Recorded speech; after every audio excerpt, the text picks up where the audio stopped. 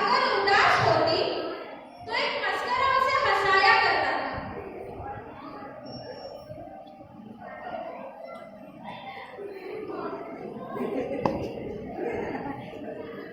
एक दिन मस्करे ने उसे बहुत हंसाया।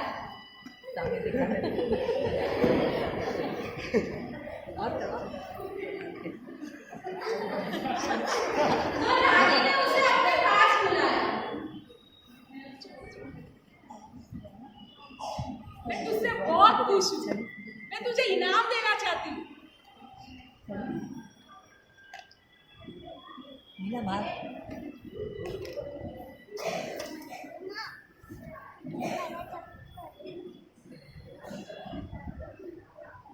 अगर तुझसे कोई बड़ी बेवकूफ तुझे दिख गए तो तू उसे दे सकते हो।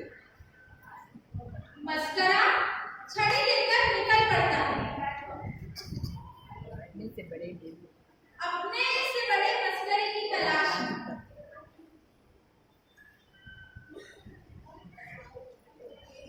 गली गली, शहर शहर, गांव गांव वो ढूंढता रहता है। दिन हफ्तों में, हफ्ते महीनों में, महीने सालों में बीत जाते हैं, पर उसे अपने से बड़ा मस्करा नहीं। वहाँ अचानक एक दिन रानी की तबीयत बिगड़ने लगती है। मैंने मेरा काम कर दिया, अब आप लोग दुआ करिए।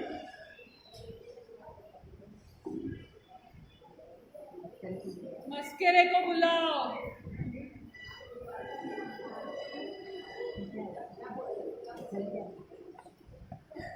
नहीं। मैं लंबे सफर पे जा रही हूँ। तैयारी की है क्या? मैं मरने वाली हूँ। तैयारी की है क्या? कैसी तैयारी? मैंने तो कोई तैयारी नहीं की। रुको।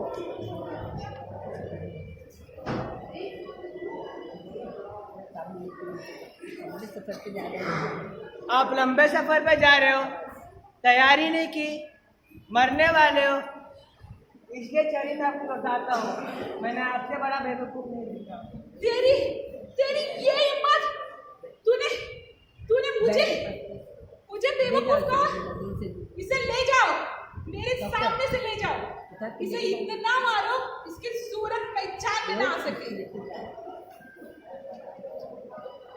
साफ चले जाओ, साफ चले जाओ।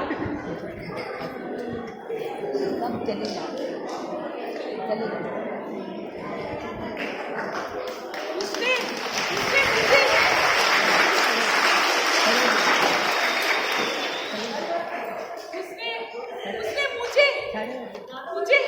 मुझे बेवकूफ कहा कि सुनने का पहले मैं मर क्यों नहीं गई? उसने मुझे बेवकूफ कहा।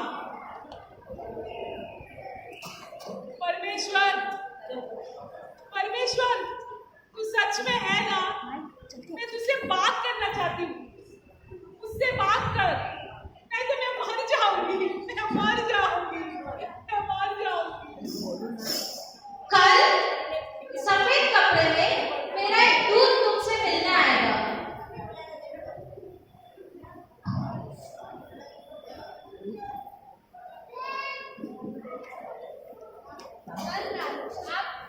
कल रात आप कुर्सी पर ही सो गई थी, इसीलिए आपको नहीं उठाया। ठीक है, आज मुझसे एक इंसान मिलने आने वाले सफेद कपड़ों में, मुझे सीधा अंदर ले आना और हमें अकेला छोड़ देना। कुर्सी लगाओ एक और। अरे कुर्सी ला जो, अब कुर्सी पीछे रख, सीधा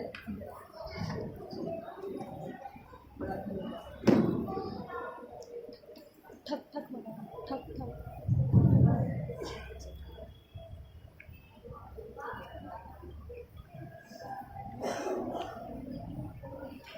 आइए। कल रात मैं बहुत परेशान थी। मरना चाहती थी। मेरे एक सेवक ने मेरी बहुत बेइज्जती की। उसने मुझे बेवकूफ कहा। मैं उससे बोली मैं लंबे सफर में जा रही हूँ। उसने पूछा तैयारी की क्या? मैंने उसे समझाया मैं मरने वाली हूँ। उसने पूछा तैयारी की क्या? कैसी तैयारी? मैंने तो कोई तैयारी नहीं की। इसलिए उसने मुझे बेवकूफ कहा। उसने ऐसा इसलिए कहा होगा क्योंकि हम कभी भी किसी भी सफर पे जाते हैं तो हमें पता होता है कि हम कहाँ जा रहे हैं, किसके लिए जा रहे हैं और क्यों जा रहे हैं। तो हम मरने के बाद भी कहाँ जाएंगे तो हमें पता है कि स्वर्ग में या नरक में। मुझे तो नहीं पता मैं कहाँ जाने वाली हूँ।